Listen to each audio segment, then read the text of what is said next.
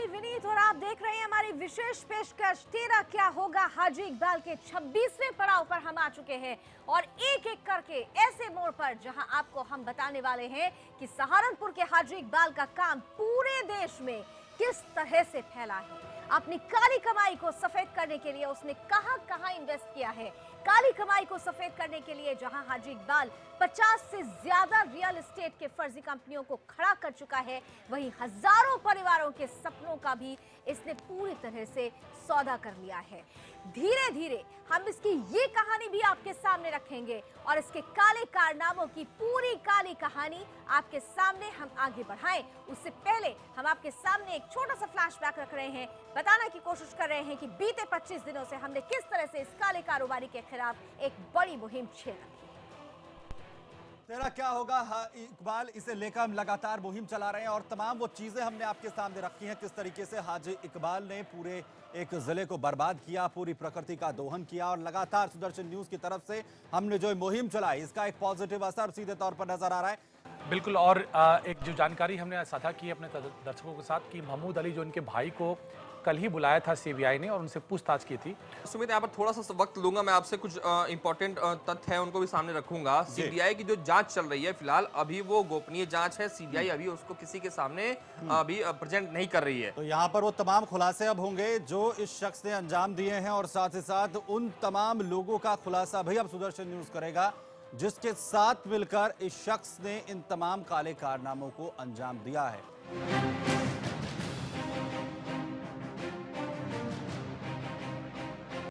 तो सुदर्शन न्यूज की मुहिम का बड़ा असर हो रहा है। सीबीआई की तरफ से हाजी इकबाल के तमाम ठिकानों और उसके घर पर छापेमारी शुरू हो चुकी है। सिर्फ एक ही बात कहना चाहता हूं कि आज तक जितनी भी जांच चल रही है वो सारी जांच ही चल रही है, लेकिन जो मैंने पीएल फाइल किया था उस पे ऑर्डर आ चुका है। 16 फरवरी सन 2016 को इस पे ऑर्डर आ चुका है। लगभग 250 करोड़ रुपए की पेनल्टी है। मैं समझता हूं कि इस पेनल्टी के ऊपर आज तक रिकवरी क्यों नहीं हुई, इसके ऊपर जो है इस बात करनी जानी चाहिए। जांचें तो आज तक चलती आई हैं और इसको माफिया घोषित किया गया और इसने इसके ऊपर पेनल्टी लगी है। मेरे वाले केस के अंदर जांचें भी चली और तर्क वितर्क भी हुए।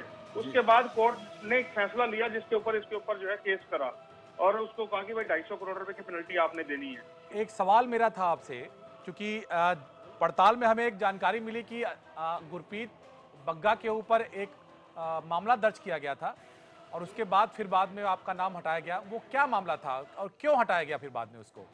मेरा एनजीटी के अंदर जब मेरा मामला चल रहा था और मैं वहाँ पर हेयरिंग के अंदर जा रहा था तो वहाँ पर डीएम साहब और कप्तान साहब को जो है वहाँ पर तलब किया गया था सन 2014 या 15 के अंदर।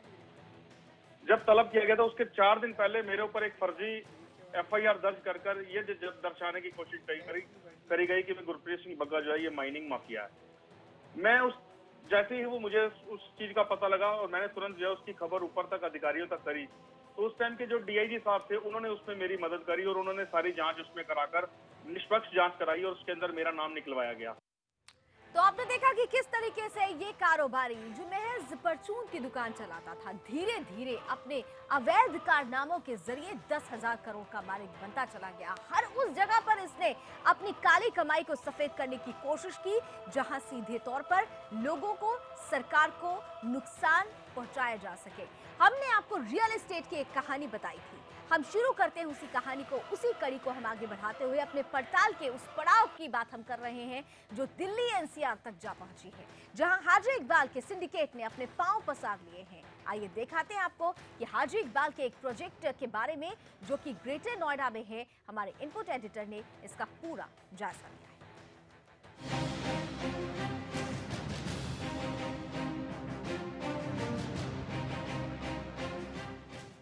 गुड़गांव के इस प्रोजेक्ट को देखिए। दुनिया की ऐशो आराम और आधुनिक तकनीक से लैस होने जा रही खास लग्जरी के लिए बनाई जा रही ये इमारतें मॉल, कॉरपोरेट और बिजनेस सेंटर, रियल एस्टेट बाजार में अरबों का कारोबार करेगी।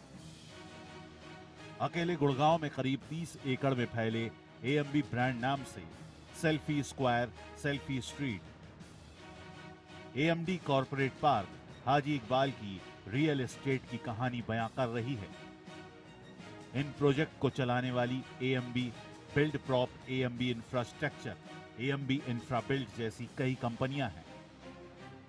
वैसे कंपनी के डायरेक्टर मनोज सेठी और सौरभ मुकुंद हैं, लेकिन AMB कंपनी का असल मालिक मैस्टिव इंडस्ट्रीज प्राइवेट लिमिटेड और net agro food private limited है, जिसका मालिक हाजी इकबाल है।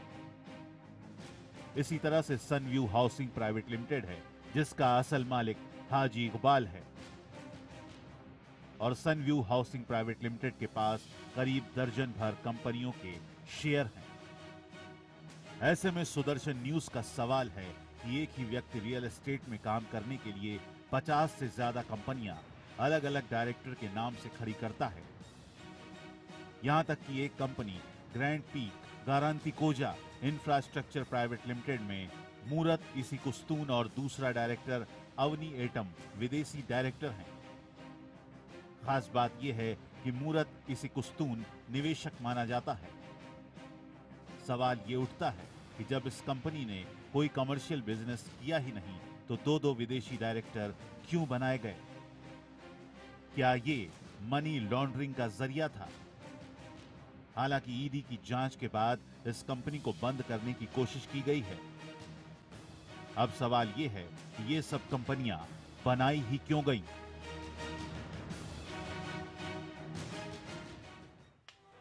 तो ये सब कंपनियां बनाई ही क्यों गई? अगर इसकी तह तक जाए तो सीधे तौर पर पता चलता है कि काली कमाई को सफेद करने की एक बड़ी कोशिश है। और इस पूरी खबर को, इस पूरी पड़ताल को एनालाइज किया सुदर्शन न्यूज के इनपुट एडिटर अश्विनी त्रिपाठी जी।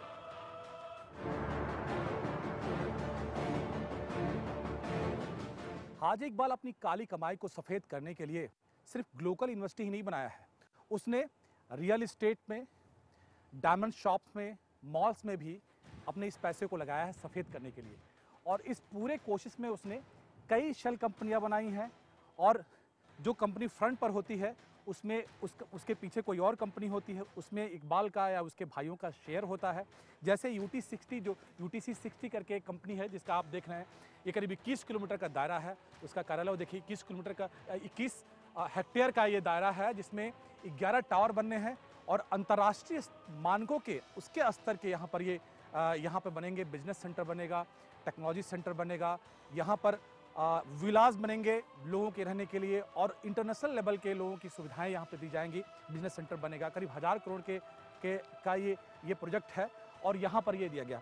लेकिन कैसे काम करता है देखिए, ये जो यूटीसी 60 है इसमें डायरेक्टर का नाम आपको कोई और मिलेगा सामने, लेकिन उसके पीछे, उस कंपनी के पीछे जो मुख्य रूप से जो हाजी इकबाल की कंपनी का नाम है grand peak infrastructure greater Noida, township का नाम है यूटीसी कोड 60। और इसी तरीके से ये कंपनियों रियल एस्टेट की कंपनियों में उसने अपने पैसे डाले हैं। इस कंपनी का दुबई से भी कुछ लिंक बताया जाता है, हवाला का मामला है, मनी लॉन्ड्रिंग का मामला है, ये भी मामला आपको इसमें हम पड़ताल करके आपको दिखाएंगे। यही नहीं, गुड़गांव में भी कई कंपनियां AMB के नाम से, AMB बिल्टेक के नाम से कंपनी है जिसमें उसने कई प्रोजेक्ट लिए हैं, हजारों करोड़ के प्रोजेक्ट लिए हैं, जिसमें उसने काले धन को सफेद करने की कोशिश की है। सुदर्शन न्यूज उसके हर कोशिश को, हर चाल को, हर उस काले धन को सफेद करने के राज का पर्दाफाश करेगा। ये हमारा आपसे वादा रहा है और उसी के तहत हम यहाँ आए हैं, उस इलाके में आए हैं जहाँ हम खड़े हैं। ये आम्रपाली टेक का जगह है, जहाँ पे ये आप देख सकते हैं मेरे चारों तरफ ये बिल्डिंग बन रही है और ये बिजनेस सेंटर के रूप में इसे डेवलप किया जा रहा है। इसी के तर्ज पे इस इलाके को वो डेवलप करेगा, हाजी इकबाल डेवलप करेगा और यहाँ करोड़ों रुपए बनाएगा। लेकिन सवाल यह है कि जब ये खबर सुदर्शन न्यूज़ दिखा रहा है और ये सच से पर्दे उठा रहा है तो सरकार कब तक जागेगी, ये एक बड़ा सवाल है। Ashwini Tripathi, Sudarshan news, UTC code 60, greater Noida. तो सीधे तौर पर सवाल यही है कि काले कारोबारी के खिलाफ बड़ी कार्रवाई कब होगी, क्योंकि सुदर्शन न्यूज बीते 25 दिनों से लगातार इस काले कारोबारी की एक काले कारनामे को आपके सामने रख रहा है। इस शख्स ने अपनी आमदनी, अपना खजाना बनाने के लिए सीधे तौर पर लोगों के सपनों के साथ खिलवाड़ किया है। मेरे साथ इस वक्त दो खास मेहमान जुड़ चुके हैं, खुद हमारे सुदर्शन न्यूज के इनपुट एडिटर अश्विनी त्रिपाठी जी और साथ ही साथ सुप्रीम कोर्ट के एडवोकेट प्रज्ञा, दोनों ही हमारे साथ जुड़ चुके हैं। दोनों का स्वागत। अश्विनी जी, बहुत महत्वपूर्ण हो जाता है जब सपनों की घर की बात आती है। ये एक सपना देखता है इंसान, लेकिन इस इंसान ने तो सीधे तौर पर उस आम इंसान के सपने के साथ ही खिलवाड़ कर दिया, सिर्फ अपने फायदे के लिए। बिल्कुल लॉनी, और ये अब तक माना जाता रहा है कि रियल एस्टेट में काले धन को सफ़ेद करने के लिए लगाया जाता रहा है। लेकिन ये कहानियाँ और ये जो वारदात है, ये इक्का दुक्का सुनने में आता था और बड़ी मुश्किल से उसकी पड़ताल हो पाती थी, क्योंकि उसकी रूटिंग मलेशिया के रूट से कभी आ रहा है तो कहीं से पनामा के रूट से आ रहा है, और उस पर अब सरकार नकेल एक तरह से लगा चुकी है। लेकिन जो पैसे लगा रहे हैं लोग या लगा चुके हैं, वो नए नए तरीके ईजाद कर लेते हैं। हाजी इकबाल उसी में से था। उसने कई सेल कंपनियां उसने खड़ी की, और सेल कंपनियों को खड़ी करने के साथ उसने करीब 50 रियल इस्टेट की कंपनियां बनाई। और बड़े ताज्जुब की बात है कि जिस आदमी की आमदनी बीते 6 सालों में, जो उसने ITR फाइल की बताया, खुद तो हाजी इकबाल का नहीं है, उसके बेटे वाजिद का ITR था, करीब 11 करोड़ की आमदनी बताता है 6 सालों में, और उसमें से करीब 6 करोड़ तो खेती से बताता है, और उसमें से 7.3 करोड़ रुपए वो करीब 7 कंपनियां हैं उसको खरीदने में लगाता है। अगर मैं अपने दर्शकों को कंपनियों का नाम देना चाहूँगा: सनव्यू हाउसिंग प्राइवेट लिमिटेड, गैरिशियो company private limited, canyon financial services limited, mastiff industries private limited, net agro food private limited, VK health solution private limited, India pacific infrastructure private limited. और ये कंपनियां, जो 7 कंपनियां होती हैं, ये 50 से ज़्यादा कंपनियों के शेयर और उसके मालिकाना हक अपने कब्जे में लेती हैं। ये एक बड़ा वो है, और ये हमको पड़ताल में मिला। लेकिन ऐसा क्यों कर रहा है, ये पड़ताल में हम चर्चा में आगे आपसे बात करेंगे। बिल्कुल। प्रज्ञा हमारे साथ हैं, सुप्रीम कोर्ट के एडवोकेट हैं। प्रज्ञा, हमने देखा है सबसे आसान तरीका होता है, ब्लैक मनी को व्हाइट में कन्वर्ट करना है तो रियल एस्टेट के बिजनेस में आदमी घुस जाता है। लेकिन क्या ऐसे लोग जो अपनी काली कमाई को सफ़ेद करने के लिए रियल एस्टेट में घुसते हैं, क्या उन पर नकेल कसने के लिए या उन पर नज़र रखने के लिए कोई रेगुलेटरी बॉडी नहीं होती? देखिए, सबसे पहले तो मैं आपको बताना चाहूँगी कि अब तक ये खेल चल कैसे रहा था, क्यों इतने ज़्यादा जो ब्लैक मनी वाले लोग थे वो रियल एस्टेट की तरफ इतने आकर्षित थे क्यों। तो बेसिकली होता क्या है कि जो पैसा आता है उसको वो अपना वाइट में तो है नहीं, ब्लैक में है, तो वो शो कैसे करेगा। तो वो एक कंपनी बनाता है जिसमें वो सिर्फ अपना वाइट का पैसा लगाता है। और जब आप एक हाउसिंग टाउनशिप को देखने जाएंगे कि ये कैसे बन रही है, तो वहाँ पे एक ही कंपनी आपको सामने दिखेगी फ्रंट में, जिसके नाम पे सारे सैंक्शन प्लान्स होंगे, जिसको सारे लाइसेंसेस दिए जाएंगे, जिसने सारी परमिशंस लिए होंगे एरोनॉटिकल से लेकर के वाटर, इलेक्ट्रिसिटी, हर चीज़ की EDC, IDC चार्जेस वही भर रहा होगा। बट जब आप इंटरनली इनके डॉक्यूमेंट्स चेक करेंगे, जब हम लोग देखते हैं कि हाँ ये प्रोजेक्ट कैसे बनाया जा रहा है, किस तरह से, तो पता लगता है उसमें कंपनीज़ का एक जाल बिछा हुआ है। और ये इतना बड़ा जाल इसलिए फैलाया जाता है कि पहली चीज़ कि जो हमने पिछले शोज़ में भी एक आध बार बात की थी कि लिफ्टिंग ऑफ कॉरपोरेट वेल, यानी कि एक कंपनी के ऊपर जो लायबिलिटीज़ होती हैं वो एक उसके डायरेक्टर के ऊपर इंडिविजुअल लेवल पे उस लेवल की नहीं होती है, उसकी लिमिटेड लायबिलिटी होती है। तो पहले तो अपनी लायबिलिटी से बचने के लिए ये लोग कंपनीज बनाते हैं, और दूसरा कंपनीज का इतना बड़ा जाल फैल गया होता है, हर एक छोटे काम के लिए एक अलग कंपनी लायबल होती है कि आप किसी एक बड़े डिफ़ॉल्ट के लिए किसी एक कंपनी को भी नहीं पकड़ पाते हैं, या उसके पीछे खड़े जो वेल के पीछे जो एक्चुअल डिफ़ॉल्टर्स हैं, जो एक्चुअल कल्प्रिट्स हैं, आप उन्हें तो ढूंढ भी ना पाएँ शायद। तो इसलिए ये किया जाता है। दूसरा, अब जो रियल एस्टेट रेगुलेशन एक्ट 2017 पास हो चुका है, तो आई होप उसके आने से, और अगर रेगुलेटरी बॉडी अच्छे से काम करती है, तो शायद इन कंपनीज पे कुछ नकेल कसा जा सकता है। बिल्कुल नकेल कसी जा सकती है, और ऐसा होना ही चाहिए, क्योंकि हाजी इकबाल सरीखे लोगों ने अपनी खजाने को बढ़ाने के लिए सीधे तौर पर जनता को ठगा, सरकार को ठगा, प्राकृतिक संसाधनों को ठगा, पूरी तरीके से तहस नहस कर दिया उन तमाम चीजों को जो कहीं ना कहीं से राष्ट्र हित और देश हित से जुड़ी हुई थी। और यही वजह है कि हम हाजी इकबाल सरीखे काले कारोबारी के खिलाफ एक बड़ी मुहिम लेकर लगातार आपके सामने हैं, और तब तक इस मुहिम को जारी रखते रहेंगे जब तक कि हाजी इकबाल को उसके किए की सजा नहीं मिल जाती। एक छोटा सा ब्रेक, जल्द हाजिर होंगे।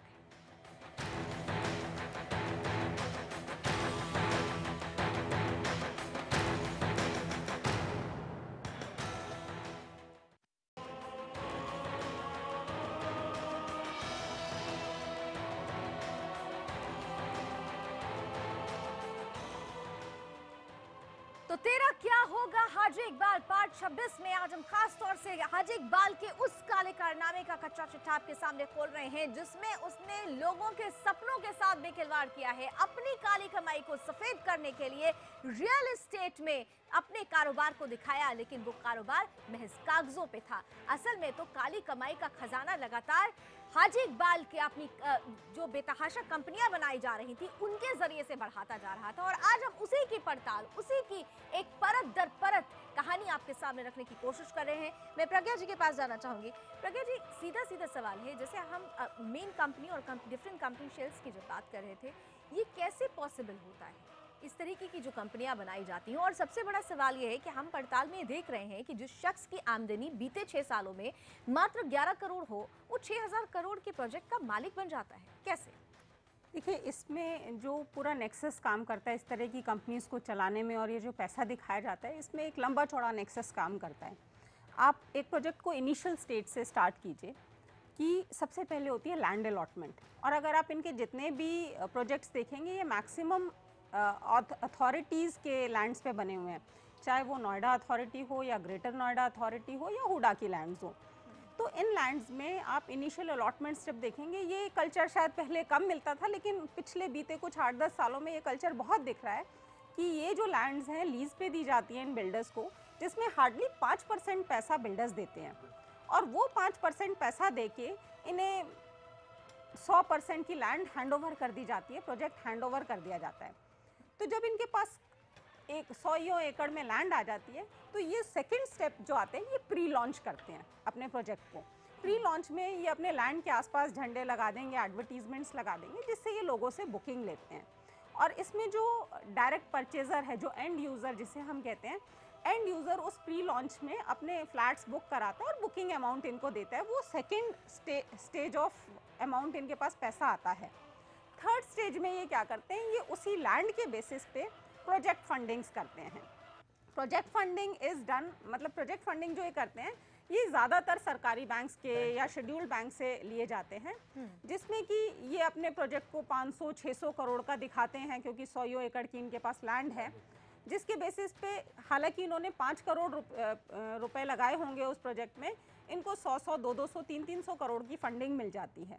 उसमें भी जो अभी हम बात कर रहे थे कि इसमें कई कंपनीज का जाल होता है, लैंड किसी और कंपनी की होती है। मैं एक रुकूंगा, फंडिंग बैंक से मिलती है, जो लोन जो उनको फाइनेंस होता है बैंक करता है। जी बिल्कुल, बैंक करता है, बैंक करता है, बिल्कुल। प्रोजेक्ट फंडिंग गौर करने वाली बात देखिए, बैंक करता है।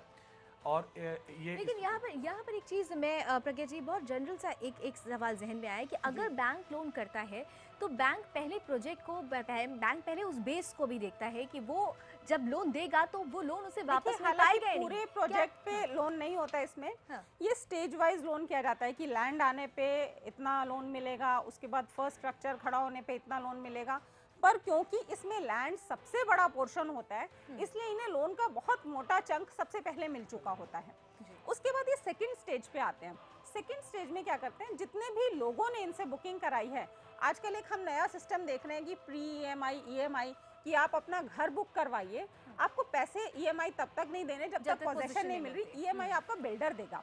तो ये खेल चल क्या रहा है, वो अपने बिजनेस के लिए हाउसिंग लोन के रेट ऑफ इंटरेस्ट पे कस्टमर्स के नाम पे लोन उठा रहा है।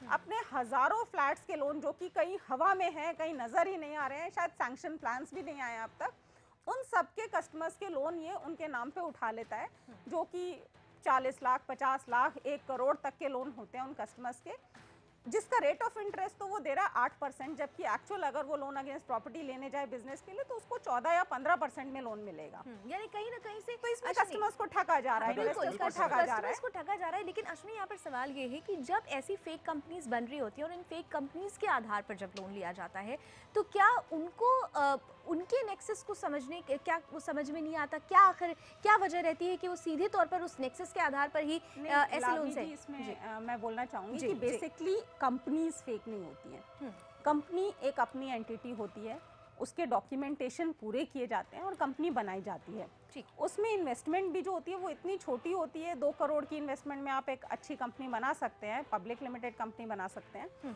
तो 2 करोड़ की इन्वेस्टमेंट करके, और जब आपके पास लैंड दिख रहा है, ये आपस में नोटराइज डॉक्यूमेंट्स, जो कोलैबोरेशन एग्रीमेंट्स और कंसोर्शियम्स बनाती हैं ये कंपनियां, जिसमें ये दिखता है कि हाँ, इन कंपनियों का आपस में कोलैबोरेशन है, ये बहुत बड़ा प्रोजेक्ट कर रहे हैं। ऑन पेपर्स तो दिखता है, बट इंटरनली ये कंपनीज जानती हैं कि ये सब एक दूसरे के भाई बंधु हैं, ये सबसे और अंदर ही अंदर ये पूरे खोखले होते हैं, यानी कागज पर एक बड़ा खेल चल रहा होता है, कागज पर बड़ी बड़ी बिल्डिंग्स बन रही होती हैं, कागज पर सपनों का आशियाना बन रहा होता है जी। लेकिन एक छोटा सा ब्रेक लेना पड़ रहा है प्रज्ञा जी, मुझे एक छोटा सा ब्रेक ले रहे हैं। ब्रेक के बाद लौटेंगे तो हम इसी काली जो जिस आशियाने की बात हम बार बार कर रहे हैं कि ये एक ऐसा काला कारोबारी है जिसने सपनों के आशियानों के साथ भी खिलवाड़ किया है, किस तरीके से अपने खेल को अंजाम देता रहा और कहां कहां तक इसकी जड़ें फैली हुई थी, उस पर भी हम चर्चा करेंगे, उस पर भी हम सीधे तौर पर उस कहानी को भी बेपर्दा करेंगे थोड़े से ब्रेक के बाद।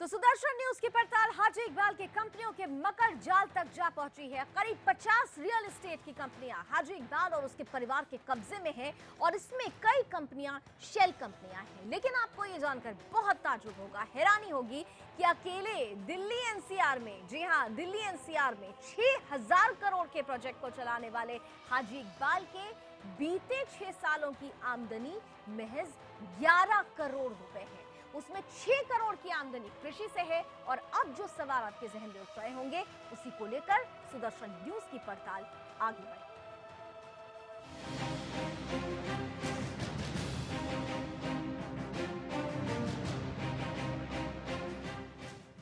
हाजी इकबाल ने कंपनियों का जाल इस कदर खड़ा किया है कि कोई भी उलझ कर रह जाएगा।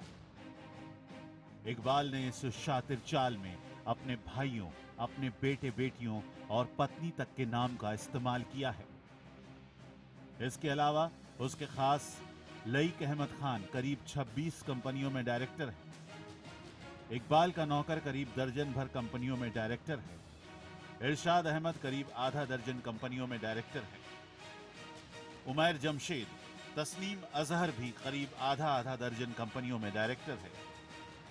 लेकिन इन सब में सबसे अहम लईक अहमद खान है, जिसके तार हाजी इकबाल की 11 शुगर फैक्ट्री से जुड़ते हैं। पोंटी चड्ढा की वेब इंडस्ट्रीज से भी जिसका कनेक्शन था, वही लईक अहमद खान हाजी इकबाल के तमाम रियल एस्टेट कंपनियों में डायरेक्टर की हैसियत रखता है। लिहाजा जांच एजेंसियों को चाहिए लईक अहमद से पूछताछ की जाए। जानकारी के मुताबिक लईक के दुबई में रहने वाले भाई ने 1 करोड़ 80 लाख रुपए लईक को दिए थे।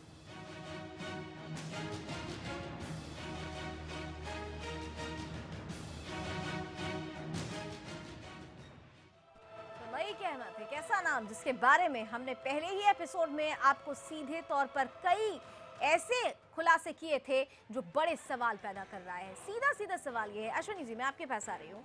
हाजी इकबाल परचून की दुकान चलाता था, कितना पढ़ा है, क्या है, हम तमाम चीज़ों को सामने रख चुके हैं। इतना बड़ा खेल अगर चल रहा है, उसके पीछे कुछ बड़े दिमाग भी होते हैं। वो दिमाग कौन से हैं और किस तरीके से इस पूरे प्रकरण को अंजाम देने की कोशिश की गई? बिल्कुल, आज तक अगर हाजी इकबाल बसता आ रहा है और वो इतना कंपनियों का इतना महल खड़ा कर चुका है, तो उसके पीछे निश्चित तौर पे एक और शातिर दिमाग का आदमी है जो बड़े प्रोफेशनल कह जाएंगे, वो होते हैं चार्टर्ड अकाउंटेंट। और जांच में जिनका नाम आया है, मैं नाम लेना चाहूँगा, जितेंद्र कुमार शर्मा, अर्पित गुप्ता, रंजन कुमार गुप्ता, राजेश जैन और सनत जैन, विवेक कुमार जैन। इन लोगों ने ही, इन लोगों का ब्रेन चाइल्ड था और हाजी इकबाल को उन्होंने कई कंपनियां बनवाई उससे और उसी कंपनियों की मनी लॉन्ड्रिंग करवाई। तो जांच एजेंसियों को तो पहले इन्हें धर पकड़ना चाहिए और हम भी इन तक पहुंचेंगे, ये आपको हमारा वादा रहा, इन तक हम पहुंचेंगे। इन्हीं लोगों का ब्रेन चाइल्ड रहा है कि और उसके काले पैसे को, क्योंकि वो अनअकाउंटेड और अनरिकॉर्डेड मनी है, उस पैसे को कैसे सफ़ेद किया जाए और कैसे उसको जो है बैंकिंग चेन में और उसको रिकॉर्ड में लाया जाए, ऑन रिकॉर्ड लाया जाए और ITR से बचाते हुए लाया जाए, ये पूरा इनका है। ये पूरे अपने क्लाइंट को ये समझाते हैं कि देखिए ये तरीका है आपको सफ़ेद करने का और इससे बचाने की गारंटी मेरी है। इनके इतने लंबे हाथ होते हैं और इतना अच्छा नेटवर्क इनका होता है कि इनकम टैक्स डिपार्टमेंट में ये सारे अधिकारी जो इनके अपने होते हैं परिचित, उनसे इनका संपर्क होता है। अगर कभी जांच की बात आती भी है तो इनकम टैक्स के अधिकारी इनके पास सूचना भेज देते हैं, क्या मिनिमम रिक्वायरमेंट है बाईपास करने का, वो रिक्वायरमेंट भर दी जाती है। उस कंपनी जो सामने कंपनी होती है उसका ITR भरा जाता है, पीछे सोर्स कंपनी क्या है, किसने निवेश किया है, कहाँ से पैसे आए हैं, कैश क्या है, उससे कोई पूछताछ नहीं होती है। और ये कहेंगे हमने तो 3 साल का ITR भरा हुआ है, 2 साल का ITR भरा हुआ है, देखिए 6 साल का ITR भरा हुआ, लेकिन पैसे कहाँ से आ रहे हैं उस कंपनी को जो जिसने निवेश किया या उसके और पीछे जो कंपनी है, तो इसका कोई पूछताछ नहीं होती। अब जब जांच ऐसे गहन जांच होगी तो निश्चित तौर पे वो अधिकारी नपेंगे और ये CA के पर, लेकिन CA को पकड़ा जाए तो वो सब कुछ अब भूल लेगा। ये जितेंद्र शर्मा और ये जो 4-5 लोग हैं, इनको अगर पकड़ा जाए तो ये उगल लेंगे। इन्हीं लोग का ये ब्रेन चाइल्ड है जिसको उन्होंने सफेद कंपनी के रियल एस्टेट कंपनियां इतनी बनाई हैं।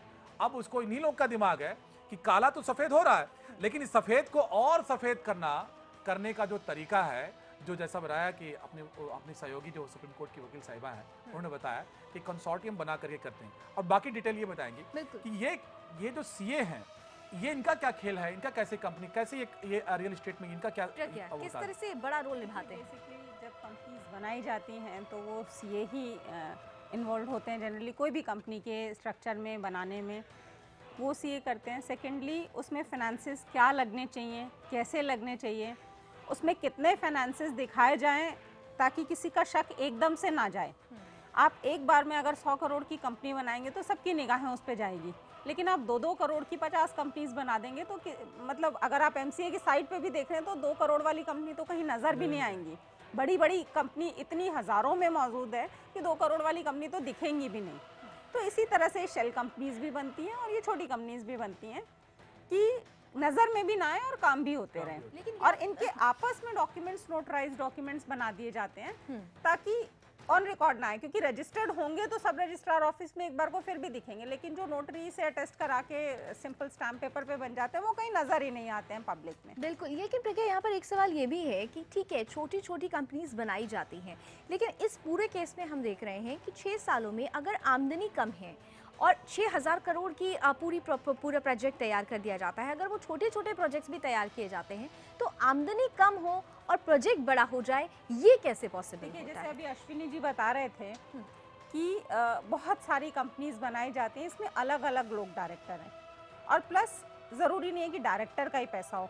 कुछ पैसा ये लोग फंड्स में दिखाते हैं, कुछ पैसा लोन से दिखाते हैं, कुछ पैसा इन्वेस्टर्स यानी कि जो ये आम जनता को बेवकूफ़ बना के प्री लॉन्च दिखा के उनसे ले रहे हैं वो दिखाया जाता है। तो ये सारी चीज़ें होती है और उस पैसे को फिर ये अगली कंपनी में डाइवर्ट कर देते हैं। तो इन एनी केस ये वाला प्रोजेक्ट भी कभी पूरा नहीं होगा और अगला प्रोजेक्ट भी शुरू हो गया। इसी वजह से आज जो हज़ारों लाखों इन्वेस्टर्स परेशान है कि हमारी पोजीशन नहीं मिल रही है, 2008 की बुकिंग है और 2017 तक नहीं मिली है। 3 साल का वायदा करते हैं और 7 साल में नहीं देते और वो कभी भी नहीं मिलेगा। ये देखिए एक बबल क्रिएट हो रहा है, छोटे से बड़ा, बड़े से बड़ा। तो बड़े सपने तो दिखाए जा रहे हैं जिसमें एक दिन उसमें एक सुई भी मार दी, इसमें से एक भी प्रोजेक्ट नहीं मिलेगा और लाखों लोग बेघर सड़क पे आ जाएंगे। यहाँ पे अश्विनी, क्योंकि आप पूरी खबर को लगातार एनालाइज कर रहे हैं, खास तौर से अभी हमने अपने रिपोर्ट में एक नाम लिया, लईक अहमद का। मैं चाहूंगी कि उस नाम से जुड़े हुए जो महत्वपूर्ण तथ्य हैं, जो अभी तक पर्दे के पीछे थे, आप उनका खुलासा भी आज करें। देखिए, लईक अहमद ये कहा जाता है कि वो बेहद करीबी है और उसकी सारी कंपनियों में, मैक्सिमम कंपनियों में, हम करीब 30 कंपनियों में हमने पड़ताल किया है जो डायरेक्टर के रूप में है। यहाँ तक कि जिसमें 2 विदेशी डायरेक्टर भी थे। एक इस्तकमुक करके थे जो वहाँ के US के नागरिक हैं, लेकिन उनका काम जो है UK में रहा है, यूरोप में रहा है, टर्की में भी रहा है और तमाम कंपनी वो निवेशक हैं। लेकिन ऐसे निवेशक माना जाता है कि वो ब्लैक मनी को वाइट करने का, जैसा पनामा के कुछ डायरेक्टर या आपको कंपनी मिल जाएंगे, होल्डर मिल जाएंगे उसके जो सेल करते हैं दूसरे, या आपको मॉरिशस में थे तो मॉरिशस में ऐसी कंपनियां बनाते थे, वो उसकी जरिए रूटिंग करती थी, तो माना जाता कि ये कंपनी इस तरह के लोग थे। तो लईक अहमद उस कंपनी में भी हैं और ये कंपनी कभी कोई कमर्शियल एक्टिविटी नहीं की। और अचानक जैसे ही जांच जब शुरू हुई, जब सुगवाहट हुई, तो इन्होंने इस कंपनी को स्ट्राइक ऑफ करने का एप्लीकेशन दे दिया। तो ये खेल इस तरह से, और लईक अहमद को सामने रख करके वो एक तरह से हाजी इकबाल उस कंपनी पे कंट्रोल अपना करता है। और ये कह सकते हैं कि लईक अहमद बड़ा वफादार आदमी है, क्योंकि इन 12 सालों में जो भी अपराध के जो भी काम हुए हैं उसमें कहीं न कहीं लईक अहमद को आपको दिख जाएगा। और ऐसे लोग इक्का दुक्का जो है वफादार होते हैं उनको वो प्रमोट करते हैं। और लईक अहमद की भी एक बहुत बड़ी हैसियत हो गई है उसी वफादारी की कीमत की वजह से। वो भी हजारों करोड़ का एक तरह से मालिक हो चुका है इसका, लेकिन कंपनियों में वो डायरेक्टर है, उसका मालिक नहीं है। मालिक दरअसल हाजी इकबाल है। तो फ्रंट पे उसने लईक अहमद को इस्तेमाल किया। इसीलिए मैं कह रहा हूँ कि यानी एक तरीके से ह्यूमन शील्ड बना ली अपने आगे और काले कारनामों को अंजाम देता रहा हाजी इकबाल। यहाँ पर प्रज्ञा, एक और बहुत इंपॉर्टेंट पॉइंट होता है कि जब हम फंडिंग की बात कर रहे हैं, इस फंडिंग का एक स्पेशल रूट होता है। वो रूटिंग कैसे होती है, किस तरीके से पूरी जो फंडिंग होती है उसे अंजाम दिया जाता है, किन किन रूट्स के जरिए? देखिए, वैसे तो हाजी इकबाल की सरकार में डायरेक्टली बहुत ऊंची पहुंच है और किसी भी शेड्यूल बैंक्स में अगर जाएंगे तो उनकी पूछ भी होगी, पूछा भी जाएगा और फंडिंग भी हो जाएगी डायरेक्टली। नहीं तो मार्केट में बहुत स्पेशलाइज्ड एजेंट्स हैं, फाइनेंस एजेंट्स हैं, जो कि वो हर तरह के फाइनेंस दिलवाते हैं। तो उस तरह से फाइनेंस दिलवाया जाता है और इसमें बेसिकली जिस कंपनी के नाम पे लैंड होती है वो कंपनी एक दूसरी कंपनी से कोलैबोरेशन एग्रीमेंट या कंसोर्शियम बना लेती है। और जिस कंपनी के पास कुछ भी नहीं होता या ज़ीरो एसेट्स होते हैं, कई बार तो ऐसा होता है कि उस ज़ीरो एसेट्स वाली शेल कंपनी को पूरा का पूरा 150 करोड़ का लोन मिल जाता है और वो उस तरह से पैसे कमाए बैठा होता है। जब फाइनली एक्शन लिया जाएगा तो नोटराइज्ड कंसोर्शियम एग्रीमेंट या कोलैबोरेशन एग्रीमेंट की कोई वैल्यू नहीं होगी और जो मेन बोरोवर कंपनी थी उसके पास कोई एसेट है ही नहीं जिससे आप लिक्विडेट करके वसूली कर सकें।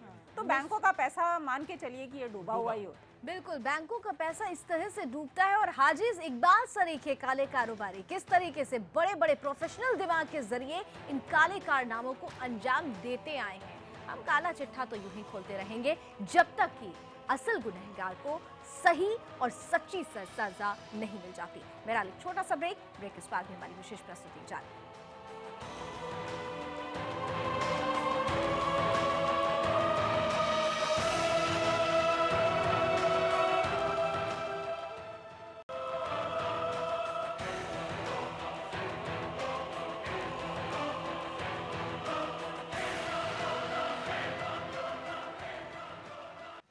हाजी इकबाल ने एक एक करके सीधे तौर पर उन लोगों को ठगा है जो कहीं ना कहीं से इस काले कारोबारी के अत्याचार का शिकार हुए हैं। अपनी कमाई को, काली कमाई को सफेद करने के लिए इसने रियल एस्टेट सेक्टर को भी नहीं छोड़ा और आज हम उसी की पड़ताल, उसी की परत दर परत कहानी आपके सामने रख रहे हैं। मेरे साथ एडवोकेट प्रज्ञा और अश्विनी त्रिपाठी जी लगातार बने हुए हैं।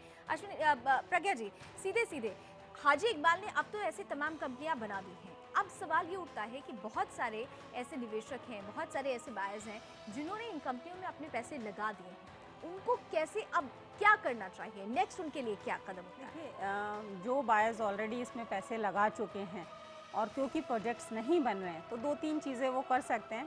पहली चीज़ कि उनके जो बायर एग्रीमेंट बनता है, फ्लैट बायर एग्रीमेंट जो कंपनी के साथ होता है, ज़्यादातर में एक क्लॉज होता है डिलेड प्रोजेक्ट का जो उसमें हर्जाना देते हैं।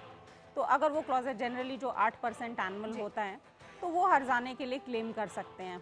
अगर कंपनी नहीं सुनती है तो वो कंज्यूमर कोर्ट्स भी जा सकते हैं। कंज्यूमर कोर्ट्स बहुत ज़्यादा प्रो बायर ही हैं बिकॉज वो जान रहे हैं कि बायर्स ऑलरेडी, निवेशक जो है ऑलरेडी बहुत परेशान हो चुके हैं, पैसा लगा चुके हैं पर घर नहीं मिल रहा उन्हें।